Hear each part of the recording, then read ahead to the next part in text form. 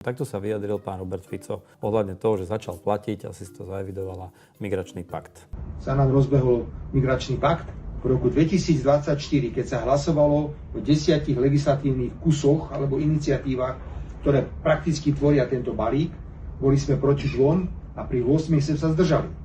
Čiže vláda Slovenskej republiky nepovažuje tento migračný pakt za dobré dielo, ale bohužiaľ napriek našemu odporu platí a my musíme sa týmto paktom riadiť. Myslím, že to môžem povedať, pán veľvyslanec, hrozí nám, že to je asi 4 milióny eur v roku 2026 by mala byť tá suma, ktorú musíme zaplatiť. Pán Robert Fico povedal teda, že nesúhlasí s migračným paktom, nechceme tu migrantov a budeme radšej platiť pokutu, aby sem ani jeden migrant neprišiel. Tak si pozrime, ako sa vyjadril pán Robert Fico na tému toho, čo on nazýva možno legálna migrácia, ktorej dôsledky, ale v konečnom dôsledku sú presne také isté. Vidíme to v Nemecku, vo Švajčiarsku, vo Francúzsku, všade. My sme boli veľmi prekvapení návrhom Uzbekistanu, ktorý hovorí, keďže má takmer 40 miliónov obyvateľov, že je pripravený poskytnúť 200 000 pracovníkov, ktorí by mohli pracovať v zahraničí. Len Slovensko potrebuje 150 000 kvalifikovaných pracovných síl. Predovšetkým hovoríme o ľuďoch, ktorých potrebujeme do priemyslu, najmä do firiem, ktoré sú súčasťou automobilového priemyslu, ale hovoríme aj o takých profesiách, ako sú zdravotné sestry.